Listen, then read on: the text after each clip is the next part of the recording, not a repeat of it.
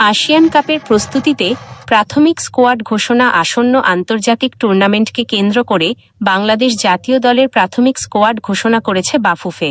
সম্প্রতি coach Thomas ডুলির অধীনে ২৮ সদস্যের একটি প্রাথমিক দল ঘোষণা করা হয়েছে। প্রাথমিক এই দল গঠনে বেশ কিছু গুরুত্বপূর্ণ বিষয় তুলে ধরা হলো।